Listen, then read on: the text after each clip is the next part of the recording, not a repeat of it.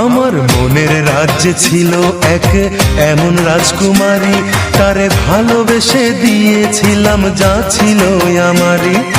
আমার বুকে মাথা রেখে বলতো মনের কথা, ভাগ করিয়া নিতাম দুজন দুঃখ কষ্ট ব্যথা। আমি শুধু ছিলাম যে তার প্রেমেরই পূজারি, তার ভালোবাসা করলো আমায় পথেরই ভিখারি। তার কত ভালোবাসি জানে না রে জগৎবাসী, জানে অন্তর্যামী।